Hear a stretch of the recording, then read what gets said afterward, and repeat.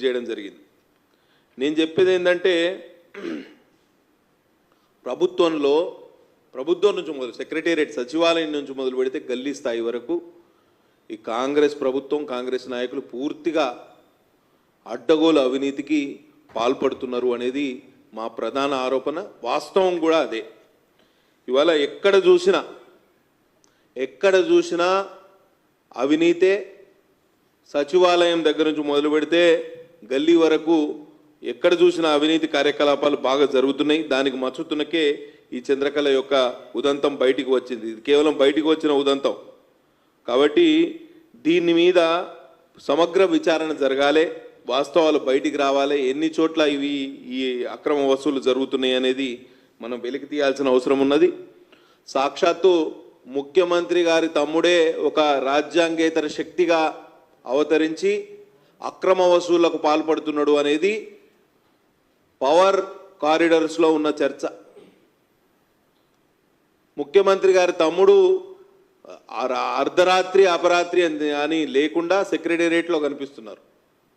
ఏమన్నంటే లక్షలు కోట్ల రూపాయల బేరాలు చేసి ఇవాళ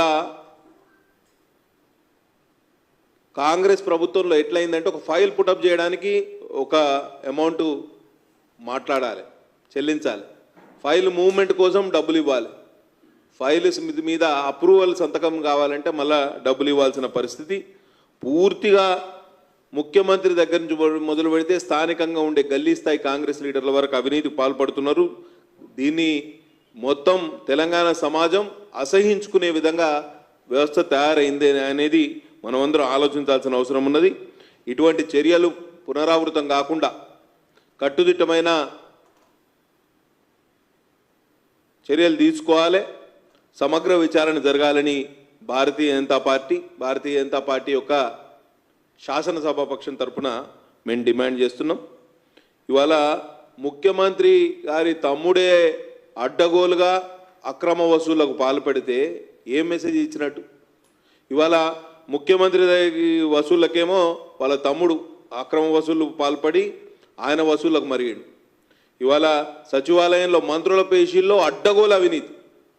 ప్రతి చిన్న ఫైల్ మూవ్మెంట్కి కూడా చిన్న ఒక కాలేజ్ పర్మిషన్ కావాలన్నా, స్కూల్ పర్మిషన్ కావాలన్నా ప్రతిదానికి అక్కడ అవినీతి. డబ్బులు చెల్లిస్తే కానీ ఇవాళ ఫైల్ మూవ్మెంట్ అది అవుతుందా కాదా అనేది పక్కన పెడితే ఫైల్ పుటప్ చేయడానికి కూడా డబ్బులు అడిగే పరిస్థితి ఉన్నది. కాబట్టి ఇటువంటి అవినీతి ప్రభుత్వాన్ని అవినీతి వ్యవస్థను ప్రజలు చీదరించుకునే స్థాయికి వీళ్ళు దిగజారారు. ఇవాళ కేంద్రంలో ఉన్న నరేంద్ర మోడీ ప్రభుత్వం గత 10 సంవత్సరాలుగా ఏం నినాదం ఇచ్చింది? Minimum government and maximum governance. అంటే ప్రభుత్వంలో చాలా తక్కువ మంది ఉంటారు కానీ వాళ్ళ పరిపాలన అనేది అందరికీ అట్టడుగు స్థాయికి కూడా అందాలి అనేది minimum government and maximum governance అనే నినాదం ఇస్తే ఇక్కడ తెలంగాణ రాష్ట్రానికి రేవంత్ రెడ్డి ముఖ్యమంత్రి అయిన తర్వాత మ్యాక్సిమం గవర్నమెంట్ అయిపోయింది. మ్యాక్సిమం గవర్నమెంట్ ఎందుకంటే మంత్రులతో పాటు వాళ్ళ 38-39 నామినేటెడ్ పదవుల పందేరం జరిగింది. అంటే అందరిని అకామిడేట్ చేసే క్రమంలో గవర్నమెంట్ ఇవాళ మ్యాక్సిమం గవర్నమెంట్ అయిపోయింది. Maximum government with maximum corruption. ఎవరి స్థాయిలో వాళ్ళు సంపాదన, మంత్రుల స్థాయిలో మంత్రులు, ముఖ్యమంత్రి స్థాయిలో ముఖ్యమంత్రి, అధికారుల స్థాయిలో అధికారులు, గల్లీ స్థాయి కాంగ్రెస్ నాయకుల స్థాయిలో వాళ్ళు. కాబట్టి మొత్తంగా అవినీతి పాప పంకిలంలో ఇవాళ ప్రభుత్వం కూరుకుపోయింది అనేది ఇవాళ మనం